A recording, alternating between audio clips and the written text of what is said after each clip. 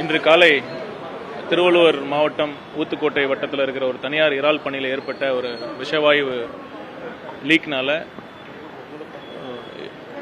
60க்கும் மேற்பட்டவர் பாதிக்கப்பட்டிருக்காங்க.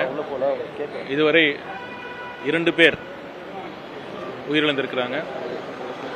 உயர் சிகிச்சைக்காக எம்எம்சி ராஜீவ்காந்தி அரசு மருத்துவமனைக்கு 8 பேரும், ஸ்டான்லி மருத்துவமனைக்கு 7 பேரும் அட்மிட் பண்ணியிருக்காங்க.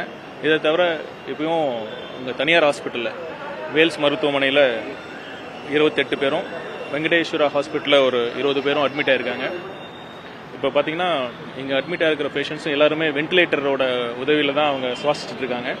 நாங்கள் தொடர்ந்து ஒவ்வொரு பேஷண்ட்டுக்கும் ஒரு இன்டர்னல் மெடிசன் சீஃபும், ஒரு அனஸ்தட்டிஸ்ட்டு, ஒரு சர்ஜரி, ஒரு இன்டர்னும் போட்டு நாங்கள் ஒவ்வொரு பேஷண்ட்டும் நாங்கள் மானிட்டர் பண்ணிட்டு தான் இருக்கோம். அதே மாதிரி ஸ்டான்லிலையும் அங்கே இருக்கிற ஒவ்வொரு பேஷண்ட்டுக்காக மாண்புமிகு முதலமைச்சர் அவர்கள் ஒவ்வொருத்தரையும் ஒரு எல்லாத்துக்கும் தகுந்த சிகிச்சை அளிக்கணும்னு கேட்டுக்கிட்டதுனால இன்னைக்கு எல்லா டீமும் லீவில் இருந்த எல்லாத்தையும் வர வச்சு பார்த்துட்டு இருக்கோம்.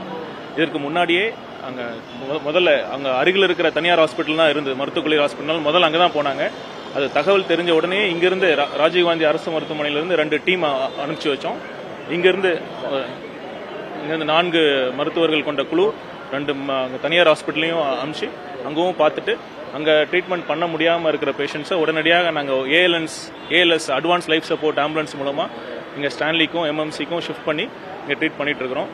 நாங்கள் எல்லாம் இங்கே ஒவ்வொரு டே டு உடனடியாக என்னென்ன நடக்குது அப்படின்னு இங்கே டீன்ஸ்லாம் அப்டேட் பண்ணிட்டு தான் இருக்கிறாங்க. மாண்பு முதலமைச்சர் அவர்களும் இதை நேரடியாக கேட்டுட்டு தான் அப்போ உடனுக்குடன் என்னென்ன தகவல் வருதுன்னு அப்டேட் பண்ணிட்டு தான் இருக்காங்க. நாங்கள் தொடர்ந்து இதை மானிட்டர் பண்ணிட்டு இருக்கோம்.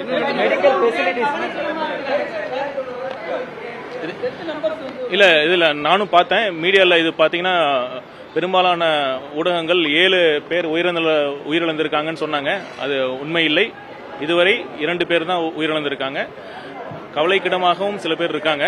ஆனால் நாங்கள் இப்போ தான் போய் பார்த்துட்டு வந்தோம். நாங்கள் வென்டிலேட்டர் சிகிச்சை மூலமாக பண்ணிட்டு இருக்கோம். இதில் என்ன இந்த விஷயத்தில் நடந்ததுன்னா, அமோனியா அந்த விஷவாயு சுவாசிச்சிருக்காங்க. இது வரைக்கும் தமிழ்நாட்டில் நம்ம தெரியும், நம்ம ஜிஹெச்சில் தூத்துக்குடியில் கூட இறால் பண்ணைலாம் நிறைய இருக்கிற இடத்துல கூட இந்த மாதிரி அமோனியா விஷவாயு தாக்கியிருக்காங்க. ஆனால் இந்த அளவுக்கு ஒரு தாக்குதல் நடந்ததில்லை. இவங்க அதிக அளவு அங்கே இருக்கிற டிசாஸ்டர் மேனேஜ்மெண்ட் டீம் அங்கே போனப்ப காற்றுல 300 ppm 300 பார்ட்ஸ் பெர் மில்லியன் அளவுக்கு அந்த அமோனியா இருந்தது. இந்த அளவுக்கு பார்த்தீங்கன்னா இந்த மாதிரி கேசஸ் நம்ம எங்கேயும் பார்த்ததில்லை அப்படின்னு தான் டாக்டர்ஸும் சொல்கிறாங்க. எங்கள் பேஷண்ட்ஸ்லாம் பார்த்தீங்கன்னா அவங்க முகம் வீங்கி கொஞ்சம் அவங்க அந்த ரெஸ்பிரேட்டரி ட்ராக்ட்னு சொல்லதெல்லாம் கொஞ்சம் எடிமா ஆகி பல்மனரி அந்த லங்ஸ் எல்லாம் அஃபெக்ட் ஆகிருக்கு. அதனால தான் பிரச்சனையாக இருக்குது.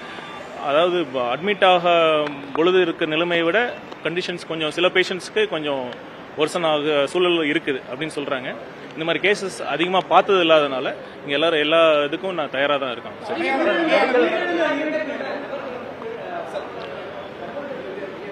இதுங்க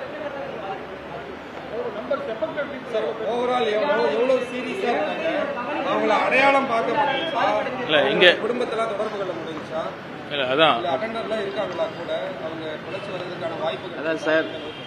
அதாவது கிரிட்டிக்கலா இங்க சொல்றேன்ல, வென்டிலேட்டர்ல இங்க இருக்கிற எல்லா பேஷண்ட்ஸும் அங்க தனியார் மருத்துவமனையில அங்க ட்ரீட்மெண்ட் பண்ணிட்டு இருந்தாங்க. அங்க கஷ்டமா இருக்கு, கொஞ்சம் கிரிட்டிக்கலா இருக்கிறதுனால தான் இங்கே நம்ம எம்எம்சிக்கும் ஸ்டான்லிக்கும் ஷிஃப்ட் பண்ணிருக்கோம். இங்க வென்டிலேட்டர் சப்போர்ட் மூலமா தான் இருக்காங்க. நாங்க அனைத்து இங்க சீஃப் டாக்டர், டீன் எல்லாமே இங்க இருக்காங்க. இங்க எமர்ஜென்சி வார்டு உங்களுக்கு தெரியும் இங்க இருக்கு. அங்க இருக்க டாக்டர்ஸ் தான் ட்ரீட்மெண்ட் பண்ணிட்டு இருக்காங்க. உயிரிழந்த ஒருத்தர் அங்க தனியார் மருத்துவமனைக்கு வரும்பொழுதே பிராட் டெட் ஆயிட்டாங்க. இன்னொருத்தர் அங்கே ட்ரீட்மெண்ட் பயனளிக்காம இறந்துட்டாங்க வேல்ஸ்ல.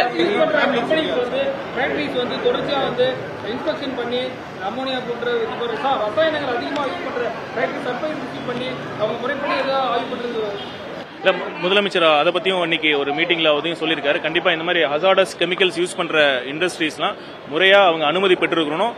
அப்புறம் எந்தெந்த இடைவெளியில அவங்க அந்த லைசன்ஸை புதுப்பிக்கணும் அப்படிங்கிற முறையிலையும் அதை பத்தி ஆய்வு சொல்லியிருக்காங்க. இதை பற்றியும் நம்ம இதுக்கான இண்டஸ்ட்ரியல் சேஃப்டி டிபார்ட்மெண்ட்டும் அந்த இண்டஸ்ட்ரீஸ்லாம் போய் இது மாதிரி அதிக விஷத்தன்மையுடைய ரசாயனங்களை பயன்படுத்தக்கூடிய இண்டஸ்ட்ரீஸும் இன்னும் கூடுதல் கவனம் செலுத்தணும், கூடுதல் மேற்பார்வை இருக்கணுங்கிறதா நாம் சொல்லியிருக்கோம். சரி.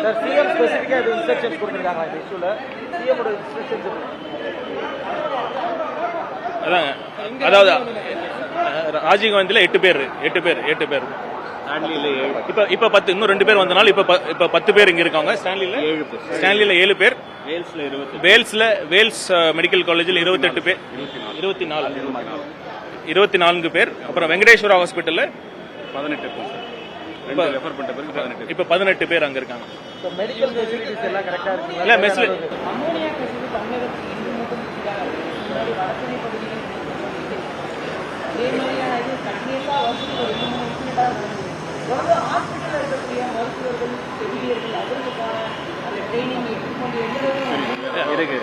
அதெல்லாம் அவங்க எல்லாம் ஃபுல்லி ப்ராப்பரா ட்ரெயின்டா தான் இருக்காங்க. பாத்தீங்கன்னா தாயின்னு இருக்குல்ல, ஆக்சிடென்ட் அண்ட் எமர்ஜென்சி இனிஷியேட்டிவ்ல வந்து அதெல்லாம் ஃபுல்லா எமர்ஜென்சி மெடிசன் கோர்ஸே இருக்கு. எமர்ஜென்சி மெடிசன் சீஃப் தான் இங்க பாத்துட்டு இருக்காங்க, இந்த டிபார்ட்மெண்ட்டை ஹெட் பண்றாங்க. அங்க இருக்கிற சீனியர் ரெசிடென்ட்ஸும் இருக்காங்க. அதனால டாக்டர்ஸ் ஆர் ஃபுல்லி எக்யூப்ட். இங்க தேவையான மருந்து, எக்யூப்மெண்ட்ஸ், வென்டிலேட்டர்ஸ், மருந்து எல்லாமே இங்க இருக்கு. அதனால